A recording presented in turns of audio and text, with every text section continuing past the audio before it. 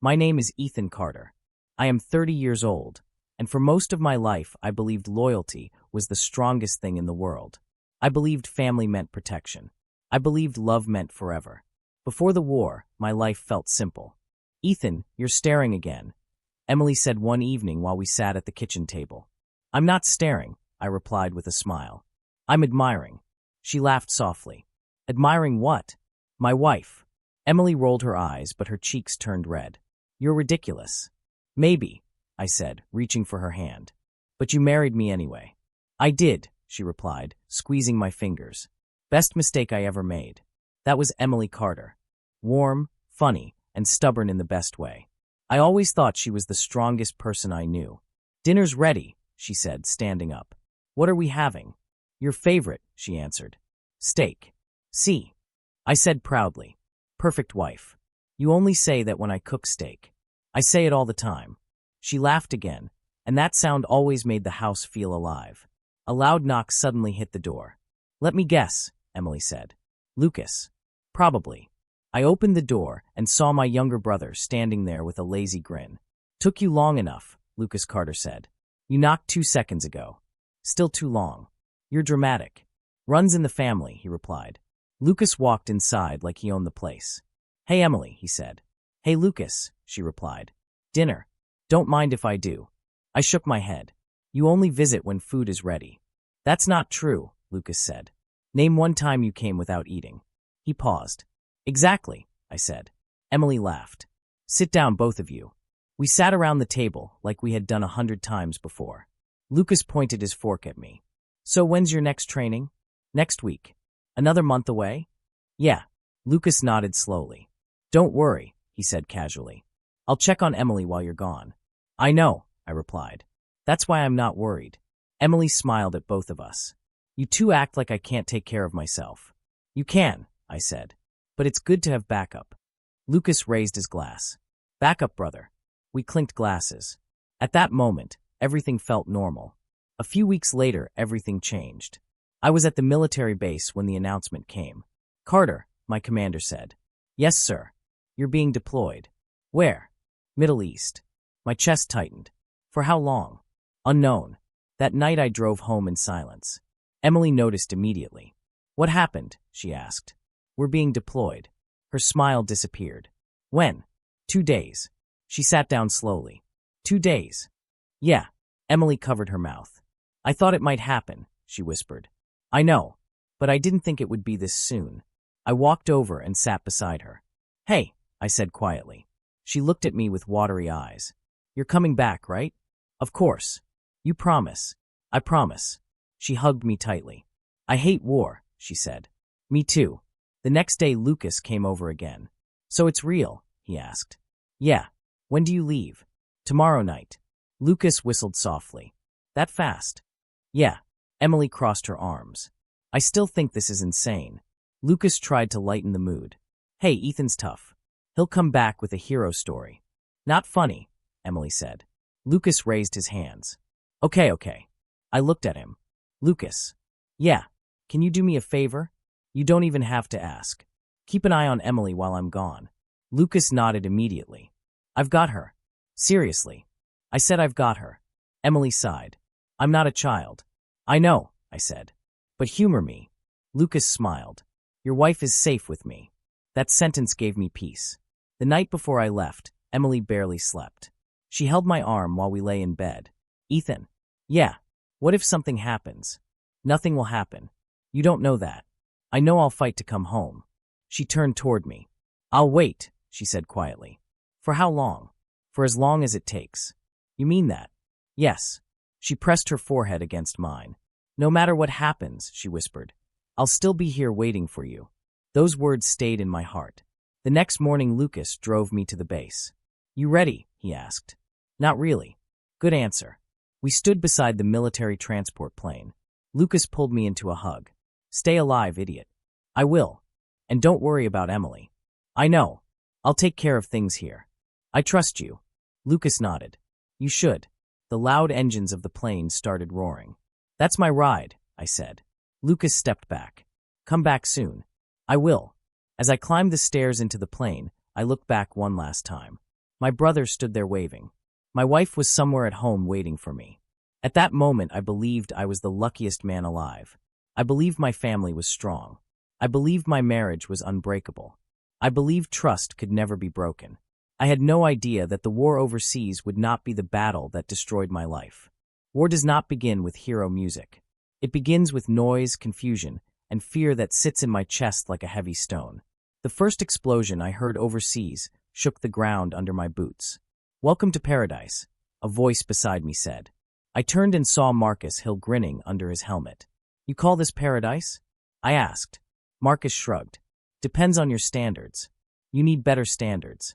"Maybe," he said. "But complaining won't stop rockets." That was Marcus. Calm, sarcastic, impossible to panic. A few nights later, we sat behind sandbags while the sky glowed orange from distant blasts. Marcus nudged my shoulder. "You thinking about home again?" "Yeah." "Wife?" "Yeah." Marcus chuckled. "Man, you say yeah like it solves everything." "It kind of does." "What's her name again?" "Emily." Marcus nodded. "Pretty name." "She is." "Photo." I pulled my phone out and showed him. Marcus whistled softly. "Okay," he said.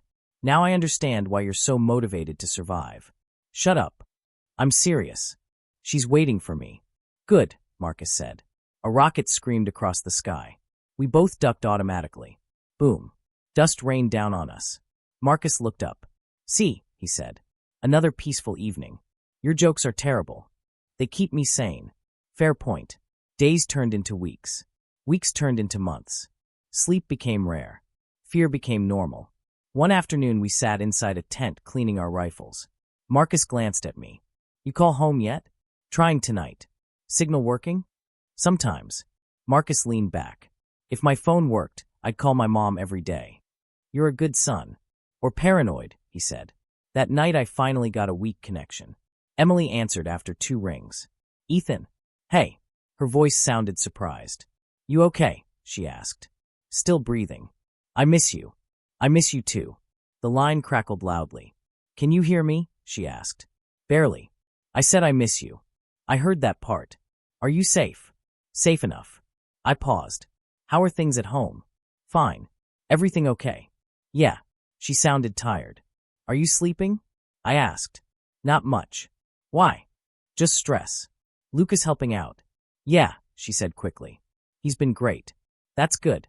The signal suddenly dropped. "Emily." Silence. I stared at the dead screen. The next day Marcus noticed my mood. "Call didn't go well?" "Connection died." "That happens." "Yeah." Marcus studied my face. "You worried?" "Not really." "Really?" "I trust her." Marcus nodded slowly. Months passed like that. Explosions. Patrols. Dust. And short phone calls. One evening Marcus and I sat on top of a concrete barrier, watching the sunset bleed into the desert. Marcus spoke first.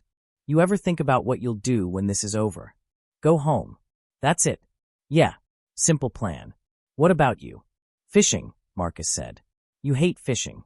"I know." "Then why?" "Because if I'm alive after this, I'll suddenly love boring things." I laughed. Marcus became quiet. "Ethan," he said. "Yeah. Can I ask something?" "Sure." "You ever worry things change back home?" I shrugged. "People change when time passes." "Maybe. You're gone a long time." "True." Marcus looked at me carefully. "You worried about Emily?" I shook my head immediately. "Not Emily." "You sound confident." "I am." Marcus raised an eyebrow. "Why?" "Because she's not that kind of person." Marcus nodded slowly. "What about your brother?" "Lucas." "Yeah. He's helping her out."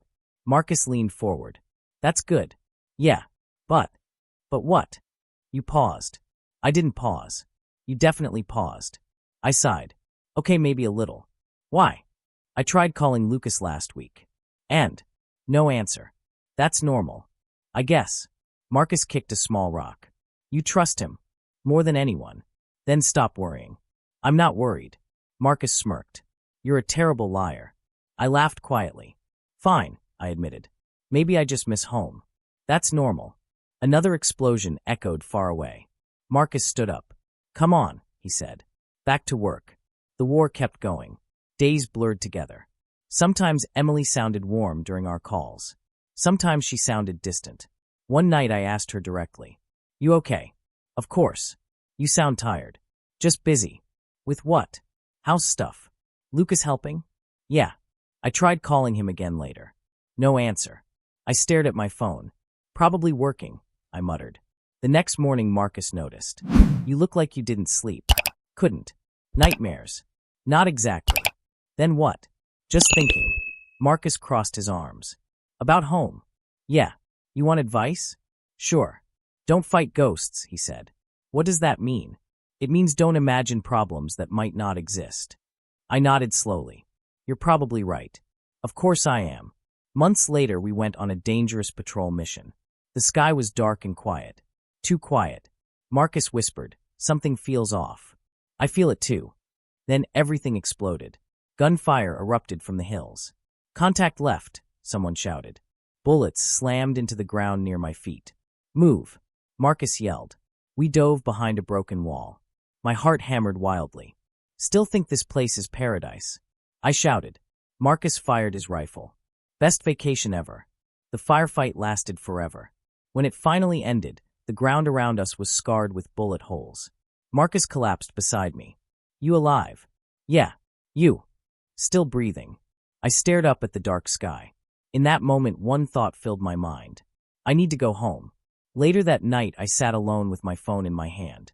No signal again. I whispered quietly to myself. Emily, just wait for me. The year finally came to an end. My unit survived the rotation. As we packed our gear, Marcus slapped my shoulder. You made it. Barely. First thing you'll do at home. Hold my wife. Marcus smiled. Good answer. As the plane carried us away from the war zone, I closed my eyes and made a silent promise. If I make it home alive, I will never take my family for granted again. The plane landed earlier than expected. Our rotation ended weeks ahead of schedule, and most of the guys immediately started calling their families. Marcus looked at me while dialing his phone. You calling Emily? I shook my head. No. Why not? I want to surprise her. Marcus laughed. Man, that's either romantic or dangerous. What's that supposed to mean? I mean, Marcus said, lowering his voice, people change when you're gone a long time. I sighed. You're still on that? I'm just saying. She's loyal. Okay, Marcus said, raising his hands. I believe you. I grabbed my bag. Besides, I said, seeing her face when I walk in will be worth it. Marcus smirked. Just make sure you knock first. Very funny. You'll call me when you get home? Yeah. Good. I left the base and drove through the quiet streets toward my house. Every mile felt unreal. 1 year of war. 1 year of dust, fear, and gunfire. Now I was finally home. I whispered quietly to myself. Emily's going to freak out. When I turned onto my street, my heart started beating faster. There it was. My house. My home. But something felt off immediately. The porch light was on. That wasn't strange. But another car was parked outside. I slowed down. Whose car is that? I murmured. I parked across the street and stared at it. It looked familiar, but I couldn't place it right away. Maybe Emily has friends over, I said quietly. That seemed normal enough. Still, the feeling in my stomach didn't disappear. I grabbed my bag and walked toward the door. The house lights were still on. Emily? I called softly as I unlocked the door. No answer.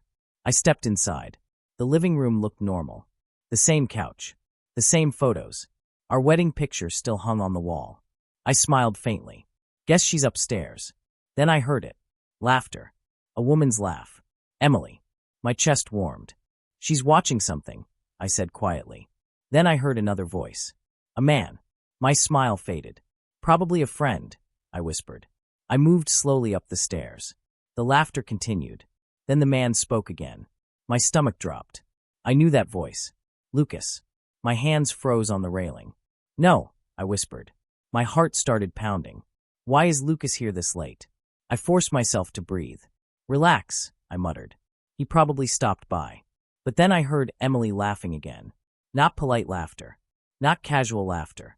It sounded intimate. Close. My hands began shaking. I walked toward the bedroom slowly. The door was half closed. Lucas's voice came again. You're amazing. Emily laughed softly. You're crazy. My heart slammed against my ribs. Why are they in my bedroom? I whispered. My fingers curled into fists. I pushed the door open. Everything inside me shattered. Emily was in my bed. Lucas was with her. For a second, my brain refused to understand what I was seeing. Emily looked up first. Her eyes widened instantly.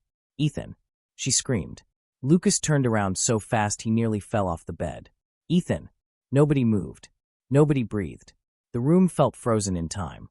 I stood there staring at them. My voice barely worked. "What is this?" Emily scrambled to grab the blanket. "Ethan, wait." Lucas stood up quickly. "Bro, don't call me that." My voice came out cold. Lucas swallowed hard. "It's not what it looks like." I laughed once. A broken sound. "Really?" Emily shook her head desperately. "Ethan, please listen." "Listen to what?" My hands were shaking so badly, I had to clench them.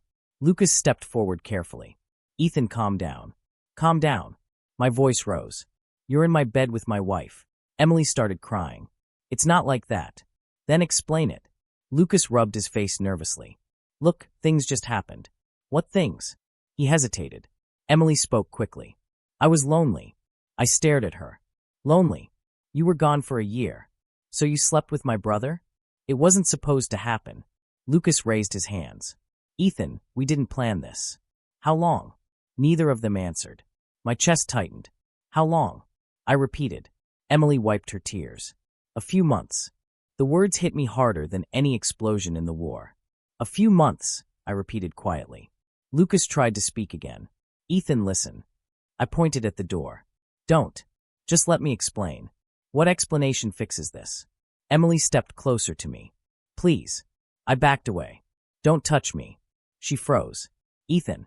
Lucas spoke softly. "We didn't mean to hurt you." I stared at him. "You didn't mean to?" "No." "So you accidentally slept with my wife?" He said nothing. The silence said everything. I felt something inside my chest collapse. "While I was fighting a war," I said slowly. Emily cried harder. "I thought you might die. So that makes it okay." "No." Lucas tried again. "Ethan, please." I looked at both of them. The two people I trusted most in the world. Standing together. In my bedroom. In my house. In my life. And suddenly none of it felt like mine anymore. Lucas finally spoke the words that would echo in my mind forever. "Ethan, I can explain." I stared at him with empty eyes. Then I whispered quietly, "Nothing you say will ever fix this." I stood there staring at them, and something inside me snapped. "What is wrong with you?" I shouted. Emily flinched. Lucas raised his hands slowly. "Ethan, calm down." "Don't tell me to calm down." My voice echoed through the room. Emily started crying harder. "Please just listen to me. I've heard enough." Lucas stepped forward carefully. "Ethan, we didn't plan this." "Then explain it." "It just happened." I laughed bitterly. "Just happened?" "Yes," Lucas said weakly. "You expect me to believe that?" Emily wiped her tears. "I was lonely, Ethan." "Lonely?" "Yes." I stared at her. "You cheated on me because you were lonely? You were gone for a year. I was fighting a war." "I know. Then why would you do this?" Emily covered her face. "I thought you might die." The words hit me like a punch. "So you replaced me early?" "No," she cried. Lucas stepped between us. "Ethan, she was hurting. So you slept with her to help?" "It wasn't like that." "Then what was it like?" Lucas hesitated. "I was just trying to support her." "Support?" "Yes." I shook my head in disbelief. "That's your excuse?" "No." "Then say the truth." Lucas looked down. "We got close." "How close?" "Closer than we should have." "When?" "A few months ago." My chest tightened again. So this wasn't a mistake. Lucas didn't answer. I turned to Emily. "How many times?" She looked terrified.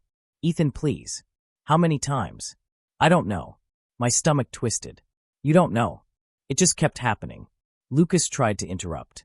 "Ethan, yelling won't fix this." I stepped toward him. "Fix this?" "Yes." "You think this can be fixed?" Emily grabbed my arm. "Please forgive me." I pulled my arm away. "Don't touch me." She stepped back. "I still love you." "Love me?" "Yes." "You have a funny way of showing it." Lucas sighed heavily. "Ethan, we never wanted to hurt you." "Then why didn't you stop?" Neither of them spoke. That silence told me everything. I whispered slowly. "This was never an accident." Emily cried again. "It was complicated." "No," I said quietly. "It was simple." Lucas looked up. "What do you mean?" "You wanted her." Lucas looked ashamed. "And she wanted you," I added. Emily shook her head. That's not true. Then why are you both here? She couldn't answer. I laughed again, but this time it felt empty. All those calls, I said. Emily looked confused. What calls? When I called from the war. Oh, you sounded distant.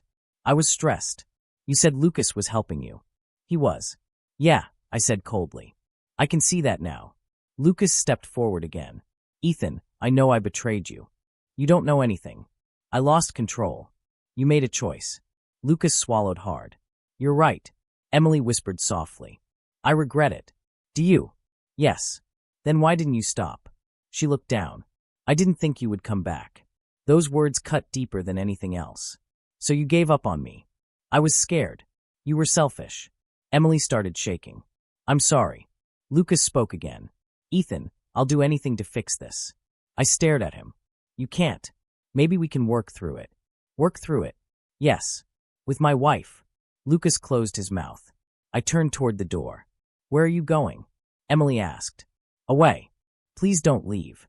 I can't stay here. Lucas stepped aside as I walked past him. Ethan, wait. I stopped at the door. What? I'm sorry. I looked him directly in the eyes. You should be.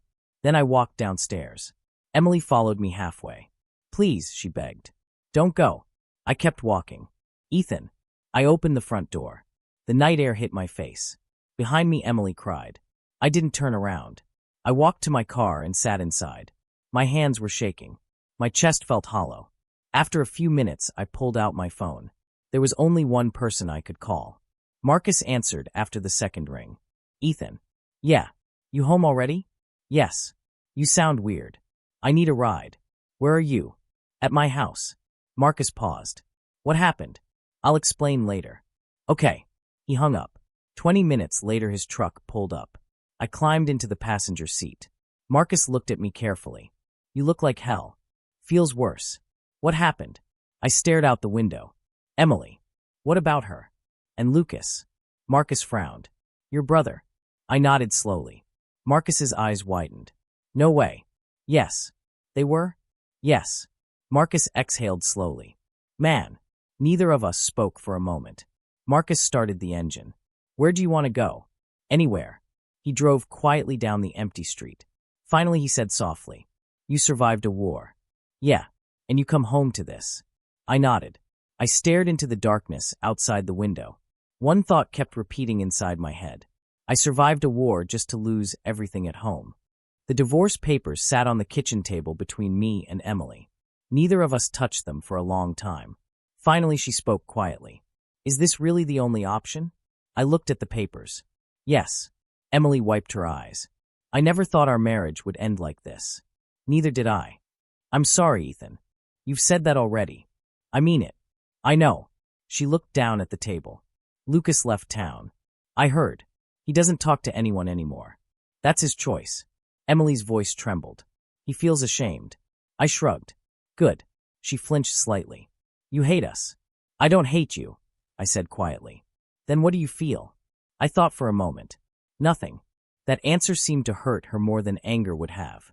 Emily pushed the papers toward me. Just sign them. I picked up the pen. My hand paused for a second. Then I signed. Emily signed next. And just like that, my marriage officially ended. She stood slowly. I'll move the rest of my things tomorrow. Okay. Take care of yourself, Ethan. You too. She walked out of the house quietly. The door closed behind her. The silence felt heavier than any battlefield. Later that night, Marcus knocked on my door. You alive in there? Barely. He walked inside carrying 2 burgers. Emergency dinner. You always bring food. Food solves problems. Not this one. Marcus sat down. You signed the papers? Yeah. How do you feel? Empty. Marcus nodded. That's normal.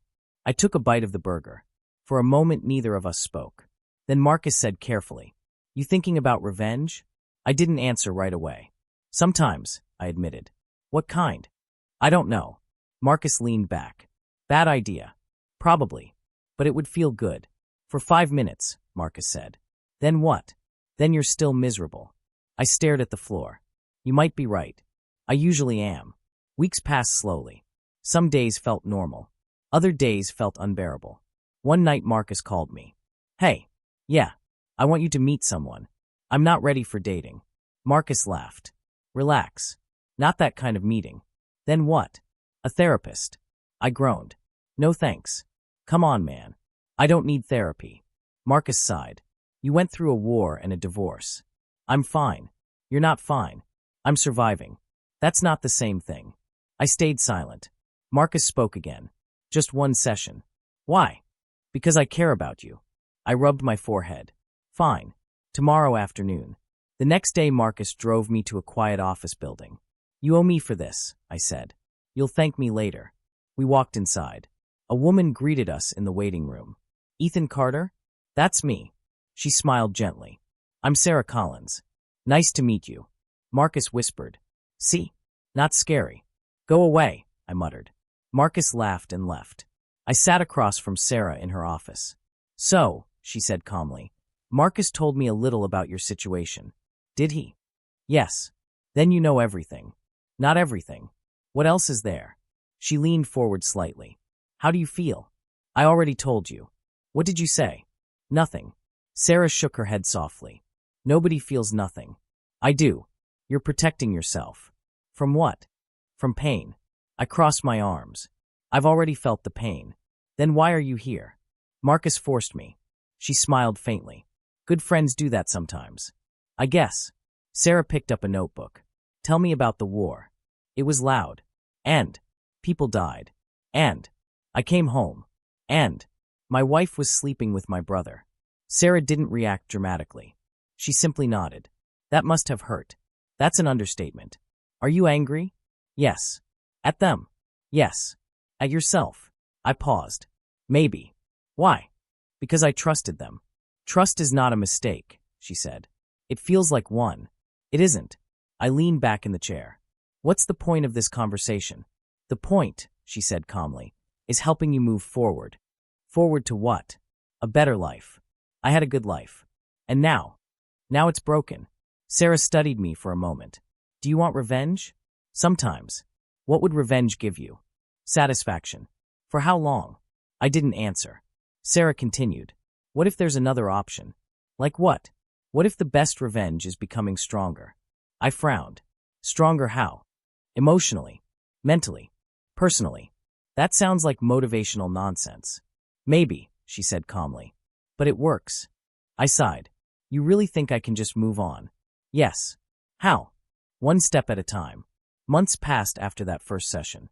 I kept meeting Sarah. Sometimes we talked about the war. Sometimes we talked about Emily.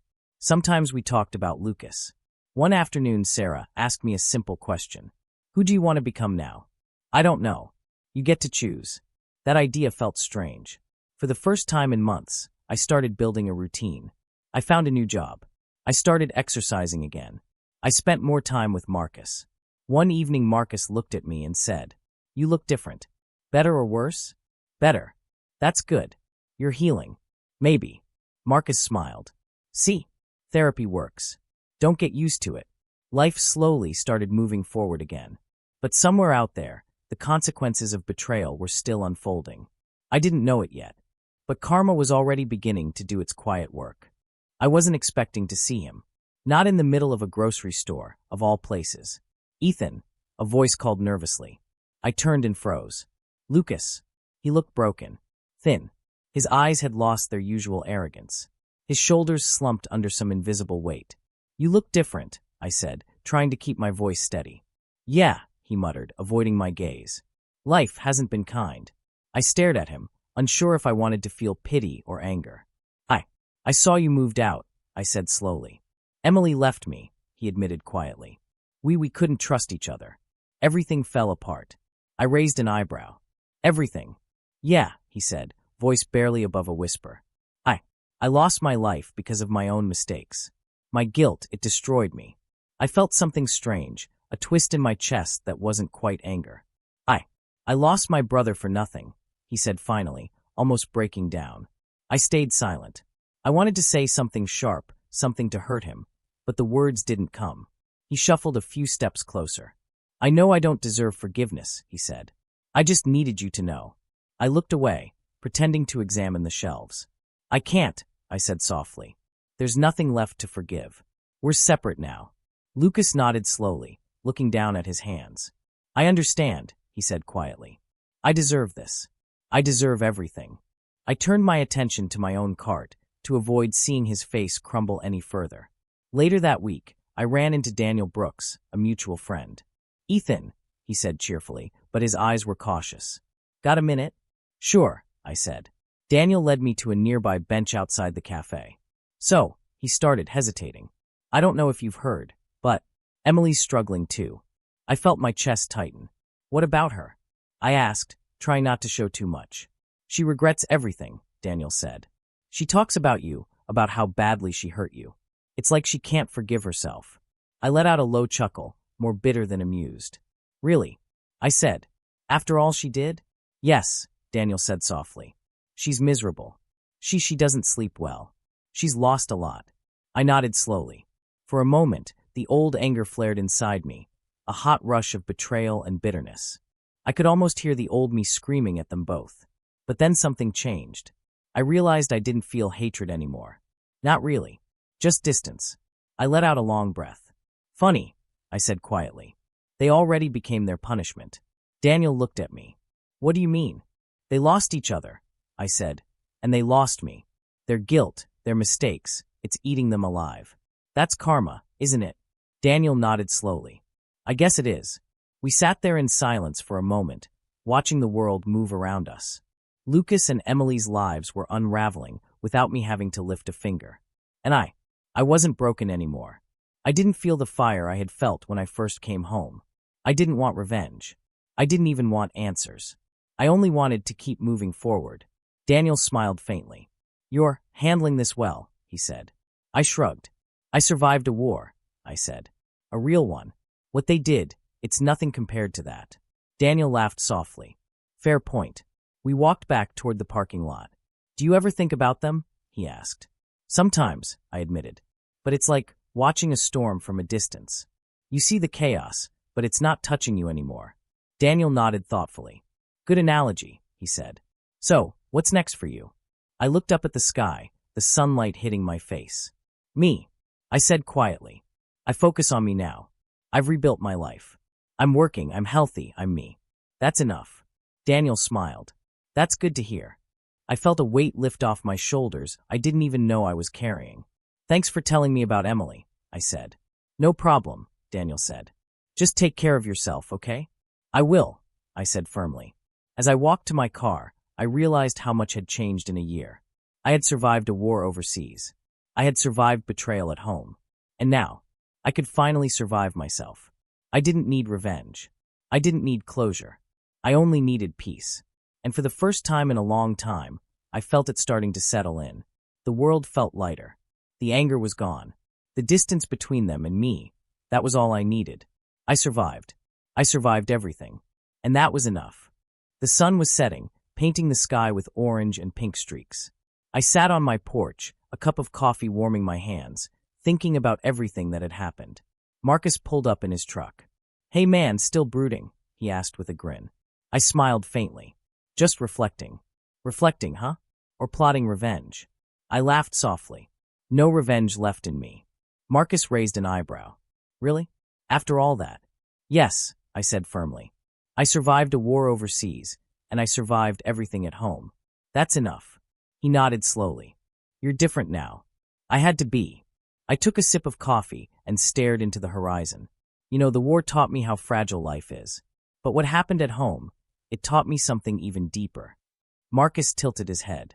Which is that not everyone who smiles beside you truly stands with you, I said quietly. He frowned. Sounds like you've got a lot of wisdom now. I've got a lot of scars too, I muttered. Just then my phone buzzed. Emily. I froze. I stared at her name, debating whether to ignore it. Finally, I swiped to answer. Hello, I said calmly.